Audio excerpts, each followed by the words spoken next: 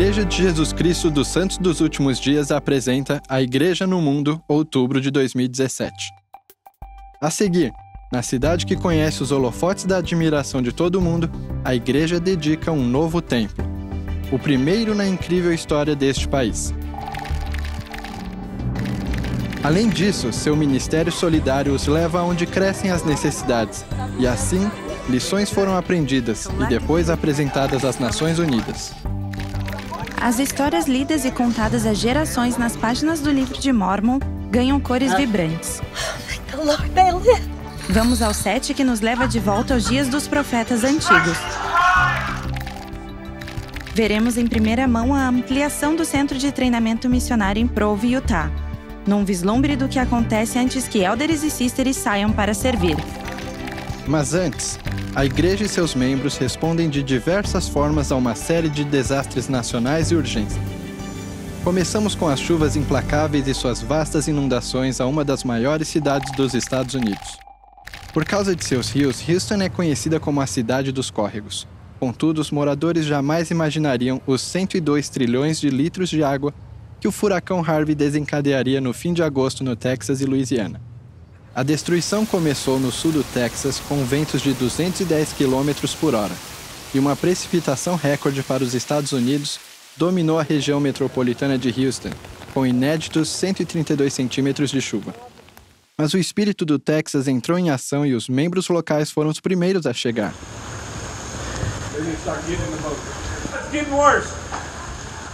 Em uma capela de Houston, transformada em um centro de comando, voluntários socorreram mais de 850 pessoas das enchentes.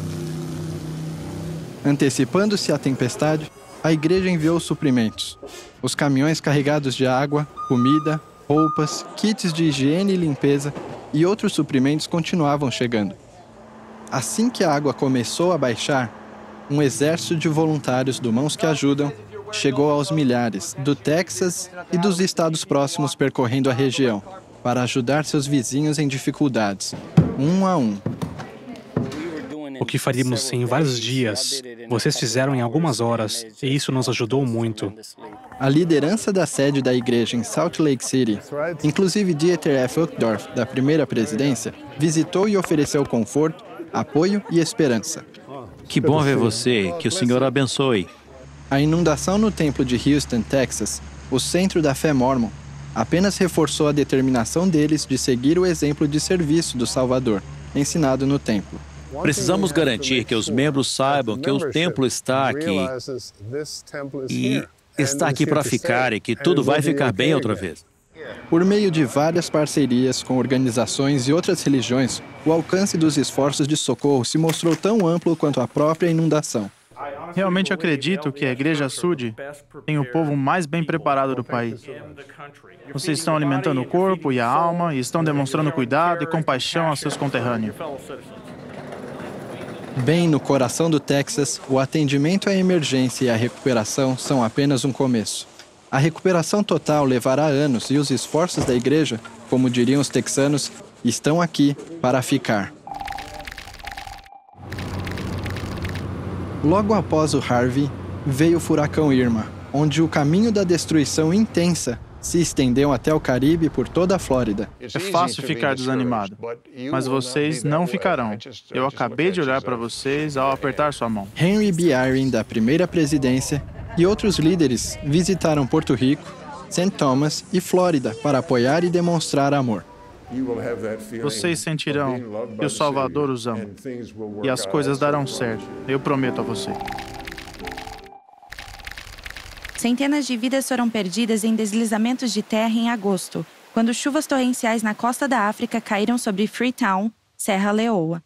Enchentes e deslizamentos devastaram comunidades, deixando milhares desabrigados. As congregações Sud locais trabalharam rapidamente com os serviços humanitários Sud para trazer suprimentos, comida e água para mais de 100 famílias afetadas. Os voluntários da igreja também estão ajudando a reparar o hospital local. Uma parceria em vários níveis tem uma missão urgente.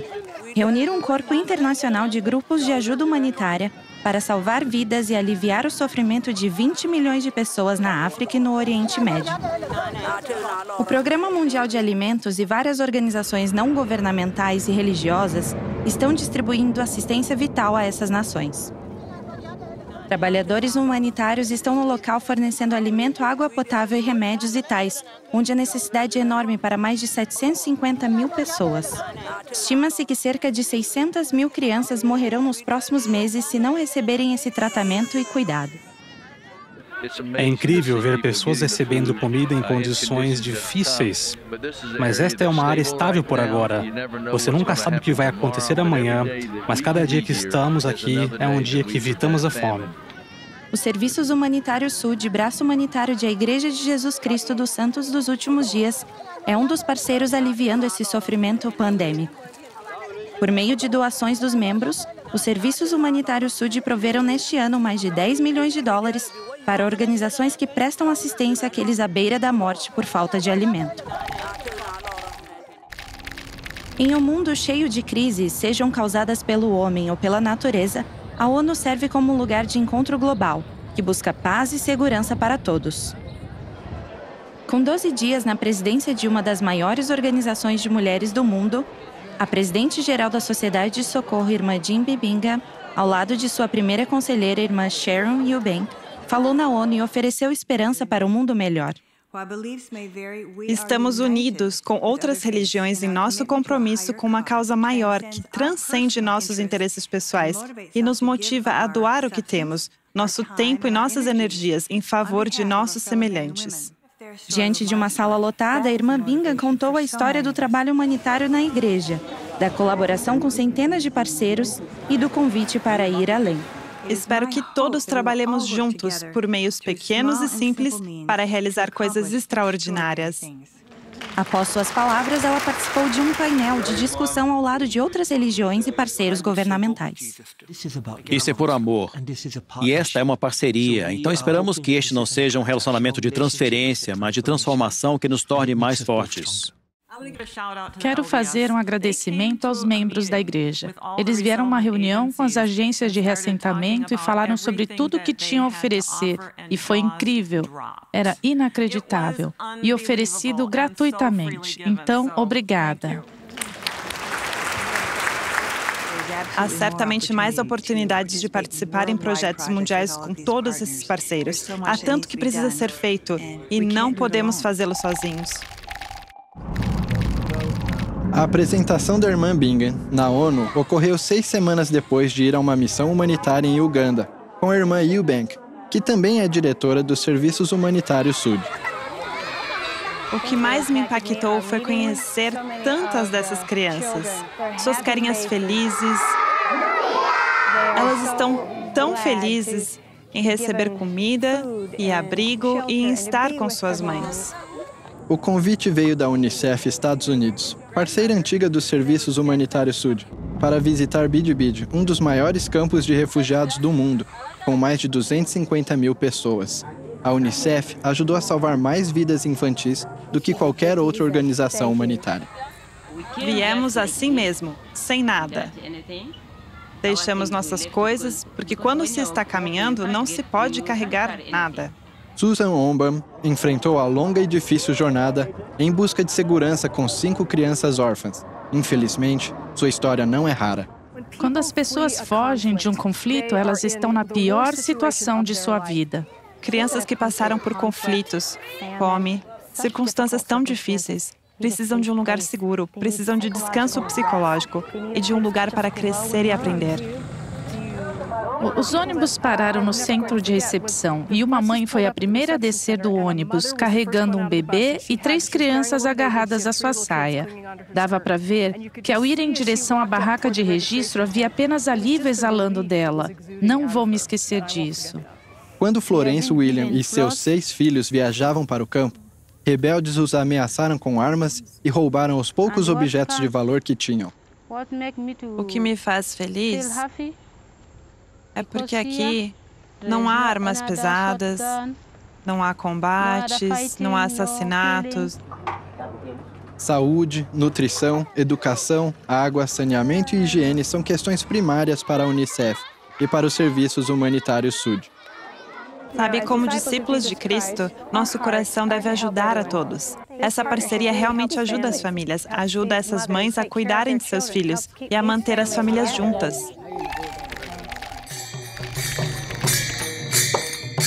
Em Pune, na Índia, 14 de agosto foi um dia de celebração. Dignatários e convidados especiais se reuniram para ver a igreja receber o Prêmio da Paz Mundial de 2017 da MIT World Peace University. Em nome de a Igreja de Jesus Cristo dos Santos dos Últimos Dias e sua liderança e membros em todo o mundo, agradeço-lhes por nos homenagearem com o Prêmio da Paz Mundial Filósofo Saint Sri Dinashara deste ano. A igreja foi reconhecida pelos seus esforços para trazer paz ao mundo por meio de seu trabalho humanitário. Os membros da igreja nos mostraram que é possível traduzir em ações concretas algo que vive profundamente no coração de muitos de nós. Ter o Elder Christofferson recebendo esse prêmio em nome da igreja e das mãos de uma organização da Índia é bastante significativo para nós. É um momento muito gratificante e, eventualmente, pode se mostrar um momento histórico para a raça humana, de como seguir e mostrar o caminho de paz e harmonia à humanidade. A paz é nosso objetivo comum. Paz entre países, paz dentro das comunidades e, por fim, paz para cada um de nós. Reconhecer e proteger a fé é o caminho para essa paz. A seguir, um apóstolo conta a profunda experiência do passado e as lições aprendidas para cada nação e indivíduo. Além disso, a liberdade religiosa e a fraternidade daqueles que adoram e o bem comum que surge quando a fé é preservada. Eu não tinha conhecimento prévio da invasão de Watergate. Nem participei e nem sabia sobre quaisquer das atividades ocultas subsequentes. O caso Watergate, que levou à renúncia do presidente dos Estados Unidos, Richard Nixon, em 1974, foi um dos eventos épicos da história de nossa nação. Era 1972 e, no esforço de reeleição do presidente Nixon, um plano foi traçado dentro de seu comitê de reeleição para descarrilar os democratas. Esse plano envolvia entrar ilegalmente nos escritórios do Comitê Nacional Democrata no complexo Watergate para plantar dispositivos eletrônicos de espionagem ou grampos eletrônicos. Como assistente do juiz-presidente, eu tinha o que se pode chamar de lugar dentro do ringue nos julgamentos de Watergate. O juiz John Sirica e eu ouvimos as fitas de áudio citadas que demonstravam claramente a cumplicidade do presidente Nixon no esforço para encobrir quem for o responsável pela invasão em Watergate. Dada a iminente ameaça de impeachment, Nixon renunciou. Mais de 4 décadas se passaram desde Watergate, e diante de alunos, professores e acadêmicos da Universidade de Oxford, na Inglaterra, ele compartilhou estas ideias. A lição de vida que tirei dessa experiência foi que deixar a integridade de lado, mesmo que para atos aparentemente pequenos em assuntos insignificantes, coloca o indivíduo sob perigo de perder o benefício e a proteção da consciência. Ao fim da mensagem do Elder Christofferson, as pessoas presentes sentiram-se realmente inspiradas por suas palavras. Como muçulmana, achei particularmente inspirador ouvir o Elder Christofferson dizer que nossa consciência nos guia e que o centro dela é a religião. Uma vida dedicada ao serviço ao próximo permite que a consciência floresça. Jesus disse a seus apóstolos: qualquer que entre vós quiser ser grande, será vosso servo. E qualquer que dentre vós quiser ser o primeiro, será servo de todo. Estou aqui por causa do cara a cara com os apóstolos. Estou muito feliz por estar aqui hoje. Shimi é uma recém-conversa de A Igreja de Jesus Cristo dos Santos dos Últimos Dias. Ela viajou 12 horas de Tamale para se juntar a muitos adolescentes africanos em uma transmissão cara a cara, no sábado 5 de agosto em Accra, Gana. O Pai Celestial realmente quer que você se chegue a Ele. O apóstolo mormon Elder Dale G. Renland e sua esposa Ruth se reuniram com jovens no novo Centro de Treinamento Missionário de Gana e com jovens da África e do mundo todo por meio de satélite e pela internet. Recebemos muitas perguntas sobre falar do Evangelho com nossos amigos. O assunto principal do Cara a Cara é sobre como os jovens podem fazer perguntas e receber respostas de Deus. Shimi foi uma das escolhidas para fazer sua pergunta durante o evento ao vivo. Poderia me dizer por que é importante guardar a lei da castidade? À medida que vivemos a lei da castidade, recebemos bênçãos que o Pai Celestial pode dar apenas àqueles que escolhem viver seus mandamentos. O casal Renland participou de 2 transmissões separadas para acomodar vários idiomas falados pela África. Uma em inglês, que também foi interpretada em português e malgache, e outra em francês, idioma falado pelo casal. Je sais que le Rédempteur est mon Rédempteur et votre Rédempteur. Queríamos falar francês porque esperávamos que isso pudesse melhorar nossa comunicação com os jovens e para que eles soubessem que também apreciamos sua cultura e seu idioma. A igreja nos países da África onde se fala francês é poderosa, forte e está crescendo. Então queríamos fazer isso com nossas modestas tentativas de falar francês. Foi maravilhoso ouvir um apóstolo falar a minha língua. Isso me fez sentir importante. Conheci um apóstolo de Deus. Ele foi tão amável conosco e tive a oportunidade de fazer uma pergunta e foi respondida. Fiquei muito feliz.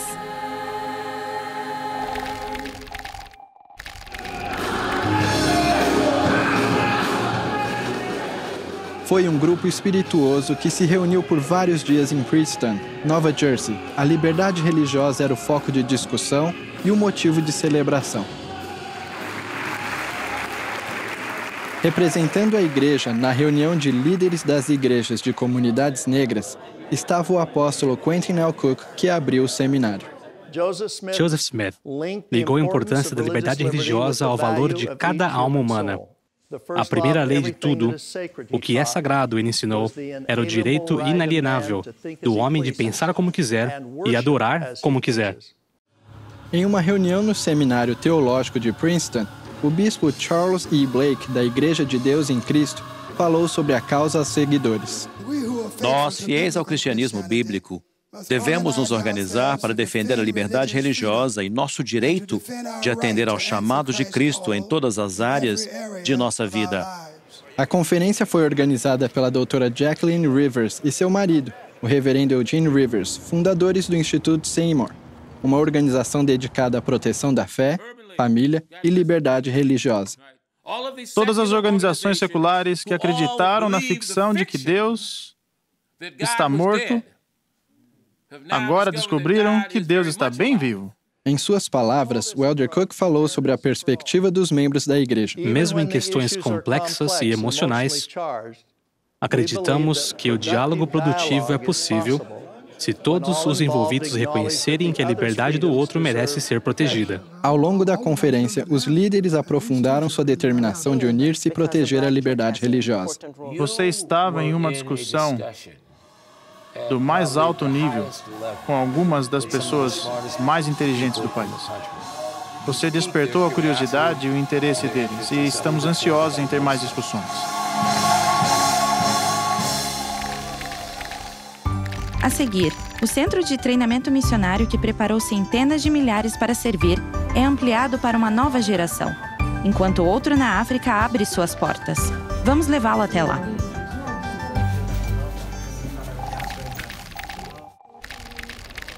Para cumprir o chamado do Salvador de levar o Evangelho ao mundo, o Centro de Treinamento Missionário de A Igreja de Jesus Cristo dos Santos dos Últimos Dias, em Provo, Utah, expandiu-se ao pé da Cordilheira Wasatch, das Montanhas Rochosas. 2 edifícios de 6 andares foram construídos e estão sendo usados para treinar missionários antes de partirem para suas áreas de serviço em todo o mundo. Um dos principais objetivos do nosso projeto era criar uma conexão com as criações de Deus e permitir tanta luz natural quanto possível dentro dos espaços. É incrível, tem esses grandes espaços abertos, as salas têm janelas lindas e grandes. Tudo é tão belo visualmente. Gosto muito dos espaços externos dessa nova unidade. O terraço tem uma área verde aberta em cima do prédio e sabemos que lá podemos sentir o Espírito. No total, há mais de 200 salas de aula, mais de 100 salas de prática, 13 laboratórios de informática e dezenas de lugares silenciosos.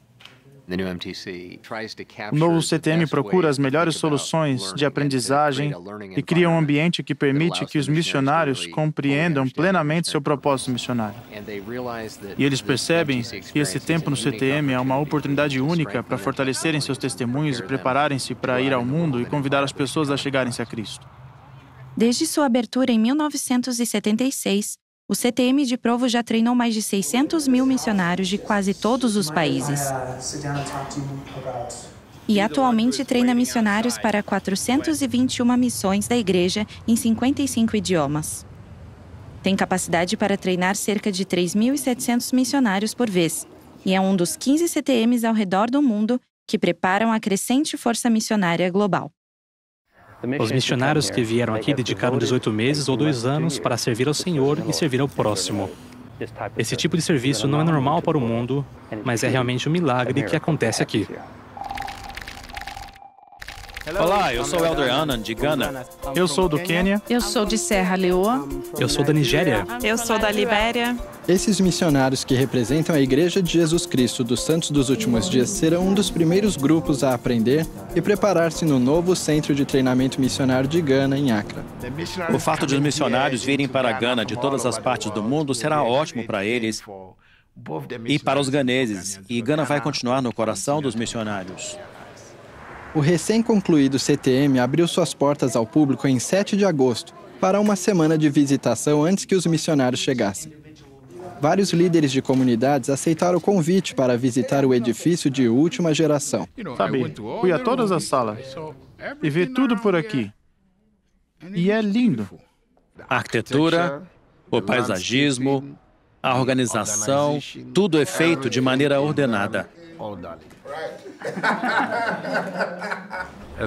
Ao percorrer os corredores e entrar nas salas de aula, já sentimos um espírito muito profundo. Será um lugar fenomenal para os missionários aprenderem sobre o Salvador e aprenderem a compartilhar seu evangelho. O novo CTM substitui uma unidade existente a cerca de 29 quilômetros, que não mais atende o número de missionários voluntários. Existe uma espiritualidade aqui entre as pessoas, não há como não amá-las. Eles são muito humildes, e são gentis e amigáveis, e eu só quero compartilhar o evangelho com eles. O novo edifício tem uma lista de recursos impressionantes para melhorar a aprendizagem do missionário. O design do edifício tem grandes janelas de vidro que permitem o uso máximo de luz natural e também permitem que os missionários do CTM se sintam conectados com o meio ambiente a seu redor. É projetado para que, em cada espaço de reflexão e em cada área de estudo, os missionários realmente se sintam ensinados pelo Senhor. Moças e rapazes africanos servindo missão de tempo integral terão uma experiência maravilhosa que vai prepará-los para a vida e para aprender muitas coisas maravilhosas que vão ajudá-los a se tornar maridos responsáveis, esposas responsáveis, mães e pais. Isso vai ajudá-los a ser melhores líderes em sua comunidade. E ação. Obrigada, Senhor, eles estão vivos. Histórias do livro de Mórmon estão ganhando vida em uma nova série de vídeos produzida por a Igreja de Jesus Cristo dos Santos dos Últimos Dias. O objetivo é criar imagens, tanto estáticas quanto vídeos, que possam ser usados no ensino do livro de Mórmon, apresentando o livro às pessoas e ajudando-as a sentir o poder que existe na mensagem do livro de Mórmon. Esse projeto tem trazido as Escrituras à vida. Esses eventos aconteceram com pessoas reais. Eles passaram por dificuldades, desafios e experiências reais. É fantástico ver tudo se juntar, ver a equipe trabalhando tão duro, o elenco atuando tão bem. Há muita paixão e amor pelo projeto, pelo livro. É como viver a vida de alguém de quem sempre lemos e poder partilhar do que essa pessoa pensou, do que ela sentiu e do que ela viu. Estamos criando algo tão especial para tantas pessoas, e é algo que tenho lido desde que eu era menina, e agora finalmente posso fazer com que ganhe vida e se torne real. Aprendi muito mais sobre Lehi e nunca tinha dado a devida atenção a ele. E agora ele é provavelmente um dos meus profetas favoritos por causa do que ele teve que passar. Todo mundo faz o melhor que pode em seu papel, mas há algo a mais, um espírito de equipe a mais que existe. Sim, é uma loucura. Estamos lidando com muitos fatores. Mas diante de tudo isso, há aquele aspecto espiritual de que todos juntos estamos reunindo nossos talentos para fazer acontecer, porque amamos o livro de Mórmon.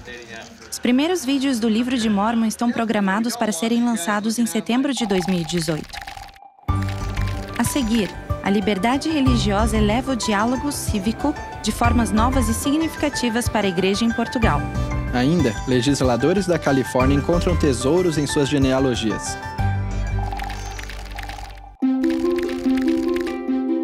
Em maio, a comunidade Horaces Global Visions realizou sua reunião global anual em Cascais, Portugal. Líderes mundiais de 70 países foram convidados para uma experiência incomparável: desenvolver soluções para os desafios mais críticos que as sociedades enfrentam hoje. Entre os convidados de honra estava o elder Neil L. Anderson, do Quórum dos 12 Apóstolos, convidado a participar da primeira sessão de líderes religiosos já realizada. A religião livremente escolhida é algo que eleva a sociedade. Essa confiança e unidade são fortemente cultivadas por todas as religiões aqui representadas e muitas outras em todos os continentes. Passei a vida inteira trabalhando com diferentes denominações dentro da igreja e com pessoas que não tinham fé alguma. E uma das coisas que aprendi é que, ao invés de permanecermos de costas um para os outros, nos viramos cara a cara. Mas, na verdade, saímos caminhando ombro a ombro, sabe? Todos os palestrantes eram pessoas muito interessantes. Canon Snyder, da Igreja Anglicana, o Cardeal Turkson, do Vaticano, e podemos ver que as pessoas de boa vontade devem se unir. Queremos participar desse tipo de coisas com eles. O elder Jeffrey R. Holland, do Quórum dos 12 Apóstolos, acompanhou representantes de delegações em uma conferência especial em Windsor, Inglaterra. Marcando o 25º aniversário, a Fundação Amar organizou o evento que se concentra em soluções para ajudar as minorias religiosas em perigo. Este ano, estamos falando sobre integração. Escolhi os Mórmon como o exemplo de sucesso. Como dar a volta por cima, parar de ser visto como vítima e ser bem-sucedido.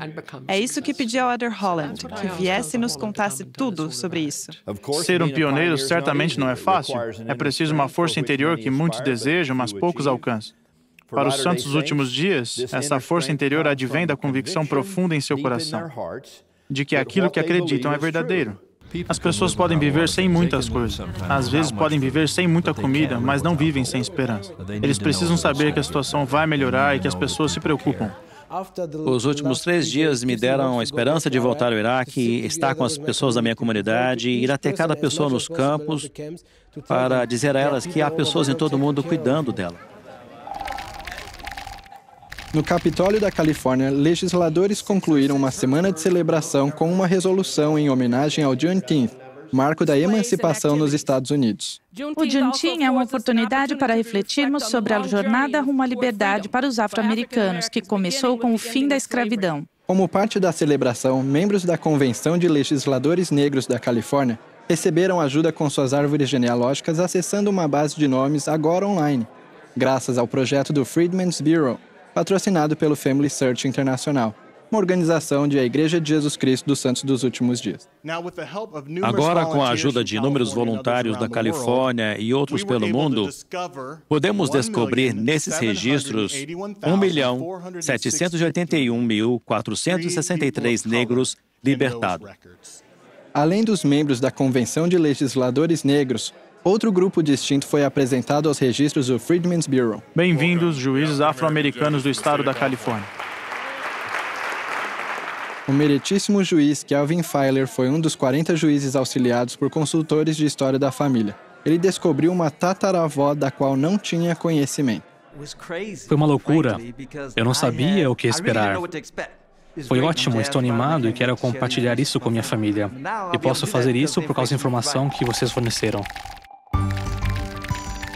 Em seguida, novos templos continuam a se espalhar pela paisagem de todo o mundo e há mais 5 em fase de planejamento, logo a seguir.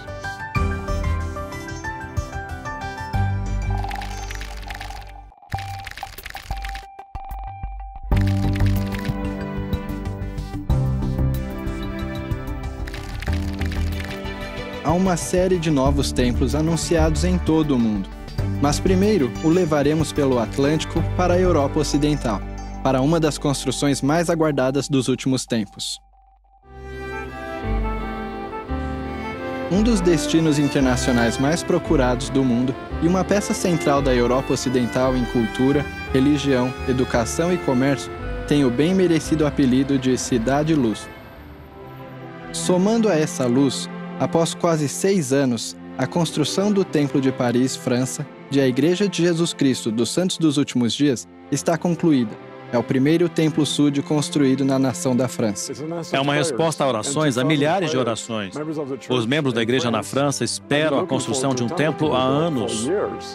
Inspirada pela arte inicial de Monet, a parceria entre a expressão artística francesa clássica e a mão de obra de um artesão de Utah é especialmente evidente nos vitrais florais, onde os girassóis, lírios d'água e lilazes adornam quase todas as salas do templo.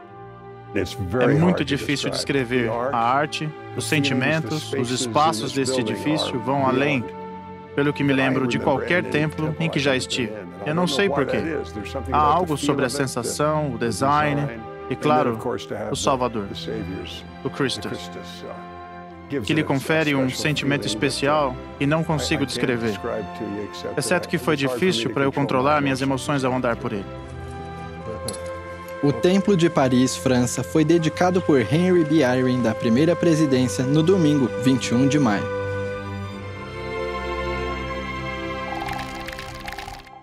De volta pelo Atlântico ao oeste dos Estados Unidos, a rededicação do Templo de Idaho Falls, em 4 de junho, após grandes reformas.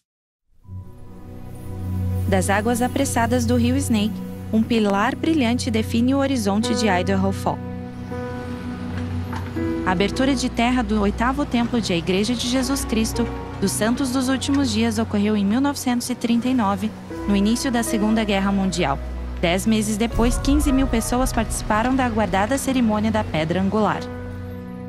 Após 70 anos de operação contínua, o Templo de Idaho Falls fechou suas portas para começar vida nova. Sua renovação e restauração se concentraram no interior. Paredes foram demolidas e melhorias estruturais e mecânicas foram instaladas. Tentamos atualizá-lo e trazê-lo de volta à condição que tinha quando foi construído pela primeira vez. Enquanto as pessoas o percorrem e visitam, acho que o que chamará a atenção não é apenas a beleza, mas também a reverência e a paz interior que encontrarão. Vamos agora para o sul, para o grande deserto de Sonora e para a dedicação do templo de Tucson, Arizona, em 13 de agosto. Quando você está procurando água no deserto e a encontra, você sente aquele alívio. Bem, isso é o que acontece quando você vem ao templo. Olhando para a estrutura sagrada, fica clara a diligência dos designers para refletir o entorno de Tucson, garantindo que o projeto complementasse a paisagem local. O que acontece com a peça central do templo, o Domo Azul, construído com telhas importadas da Alemanha. O lindo azul que representa o céu e as belas cores que temos aqui em Tucson. Acredito que quando as pessoas vierem visitar o templo, quando vierem aqui e virem o interior deste belo edifício, teremos a oportunidade de sermos influenciados pelo Salvador Jesus Cristo. Ele é a água, e aqueles que participam das bênçãos do templo ficarão plenos. E novamente para o norte, ao Templo de Meridian, Idaho, que será dedicado em novembro. Uma visitação pública está prevista para durar 3 semanas em outubro e novembro. com a dedicação agendada para 19 de novembro. E vamos para o sul até o templo de Cedar City, Utah. Uma visitação pública de 3 semanas começará em 27 de outubro. E sua dedicação acontecerá no domingo 10 de dezembro. Partindo para o norte de Cedar City, ao templo de Jordan River, Utah, no Vale do Lago Salgado, o templo esteve fechado desde fevereiro de 2016. Com o trabalho quase concluído, o templo de Jordan River está programado para ser rededicado em 3 sessões no domingo, 20 de maio de 2018. Gostaria de anunciar 5 novos templos. O presidente Thomas S. Monson anunciou planos para 5 novos templos durante a sessão da manhã de domingo da Conferência Geral em abril. Começamos na América do Sul, direto para o que será o Templo de Brasília, Brasil. Prevê-se que o templo estará localizado na parte norte da cidade, perto do Lago Paranoá. Será o 10º templo no Brasil. Avançando a oeste, cruzando o Pacífico até as Ilhas das Filipinas, o Templo de Grande Manila, Filipinas, está planejado para ser construído no lado sul da área metropolitana de Manila. Será o 4º templo construído nessa nação insular. Para o leste, cruzando o Oceano Índico, para o continente africano, haverá um templo construído em Nairobi, no Quênia. Esse será o 8º templo a ser construído no continente africano. E retornando para a América do Norte e para o Ocidente, templos foram anunciados em Pocatello, no sul de Idaho, e em Saratoga Springs, no condado de Utah. Partindo para o Caribe e para a cidade de Porto Príncipe, no Haiti, a terra foi liberada e os preparativos foram feitos para a cerimônia de abertura de terra, agendada para sábado, 28 de outubro. O templo de Porto Príncipe, Haiti, será o primeiro no Haiti e o 2º templo no Caribe. A seguir, em defesa das crianças, líderes SUD se encontram pela causa e há mais a ser feito. Essa história e muito mais nas notícias.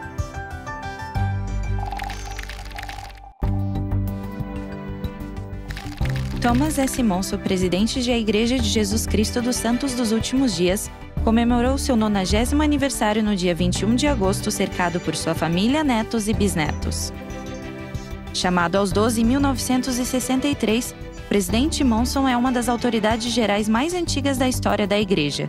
54 anos em 10 de outubro. Em um esforço de divulgação apoiado pela Igreja e por outras religiões, a presidente-geral da Sociedade de Socorro, Jim Bibinga, e outros líderes participaram de um dia de jejum em Oklahoma City, na instituição Sunbeam Foster Care, que incentivou as pessoas a se tornarem pais acolhedores. A irmã Binga, uma ex-mãe de acolhimento, junto com Neil F. Marriott, da Presidência-Geral das Moças, e Bonnie H. Gordon, da Presidência-Geral da Primária, acompanharam a doação de cadeirinhas, cobertores e outras necessidades dessas crianças. Em junho, a National Children's Alliance presenteou a Igreja com o Prêmio Nacional de Liderança em Filantropia, por seus esforços para acabar com o abuso infantil. É uma incrível honra para a Igreja receber este prêmio. Nosso compromisso continua. Temos muito trabalho e este é realmente apenas o começo. A Igreja dedica-se à parceria contínua com organizações que compartilham da mesma missão: manter as crianças fora de perigo. Em Templeville, Nova Zelândia, próximo ao Templo de Hamilton, Nova Zelândia, o Museu e Centro Matthew Cowley de História da Igreja no Pacífico foi concluído. Dedicado por Henry B. Eyring da primeira presidência, o centro tem o nome do elder Matthew Cowley, um ex-membro dos 12 e missionário pioneiro na Nova Zelândia em 1914. Como centro de preservação regional, ele tem sido chamado de mini biblioteca de história da igreja, contendo artefatos frágeis, esculturas, obras de arte, fotografias e diários. Quando voltarmos, a igreja ajuda um país inteiro a reunir sua história antes que os artigos em questão desapareçam para sempre.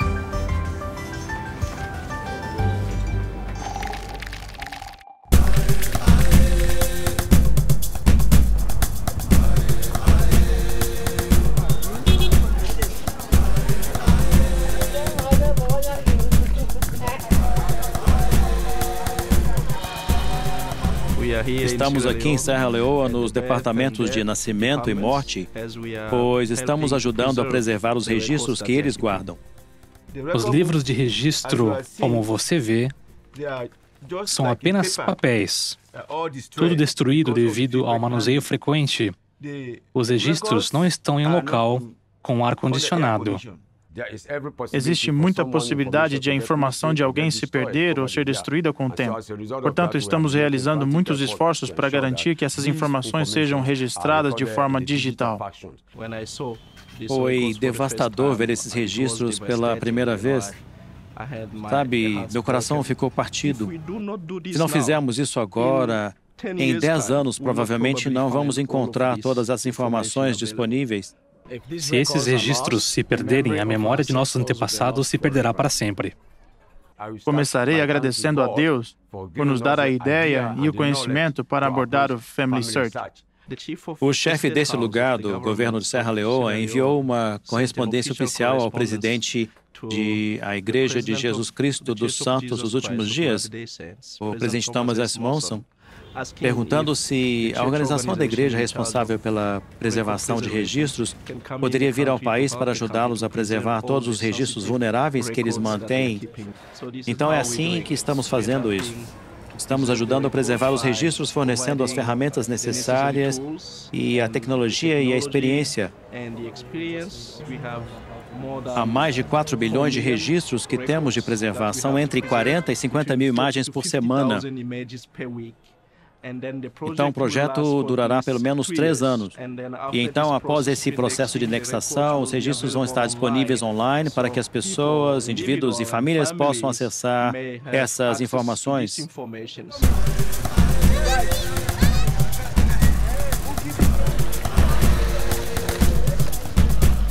Estamos aqui em Tombo, no Distrito Rural Oeste de Serra Leoa. Atrás de mim, você vê o centro de saúde. Você verá as mães registrando os seus bebês. E este é um dos escritórios de registro de nascimento e morte que temos no país, onde alguns dos registros estão vindo para fins de digitalização e preservação. Além de preservar os registros do governo, também ajudamos a preservar os registros da Igreja Católica na Arquidiocese de Freetown. Se alguém deixasse que esses registros se desintegrassem, seria muito negativo, colossal, uma covardia na história e na integridade de nossa missão. O trabalho que o Family Search está fazendo é fenomenal. Qualquer tipo de registro é crucialmente importante, porque se torna um banco de dados para gerações. Estou aqui com minha família. Tios, mãe, primos, irmãos mais novos e irmãs. Esta aldeia é chamada Okobondo Village. E durante todo esse tempo temos mantido registros verbais, de pai para filho e nas gerações seguintes. Mas muitas vezes, registros essenciais somem quando as pessoas morrem. É muito importante manter a história dessa família, porque eu pessoalmente gostaria que nossos filhos e seus próprios filhos conhecessem meu pai, minha mãe, meu avô. Trabalhar com o Family Search nos permitirá manter esses registros, porque agora eles não existirão só em papel ou verbalmente. Eles serão eletrônicos. Isso em qualquer lugar do país ou do mundo. Com apenas um clique, nós os acessaremos.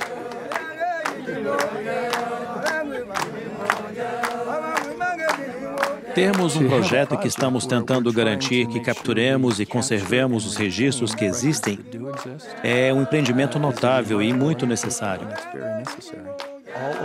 Em todo o mundo, disponibilizamos nossos registros que fortalecem comunidades porque carregam esse senso de lugar, um senso de identidade, um lugar na história. A Igreja de Jesus Cristo dos Santos dos Últimos Dias apresentou A Igreja no Mundo, outubro de 2017. Para assistir a Igreja no Mundo online, acesse o site mormonnewsroom.org.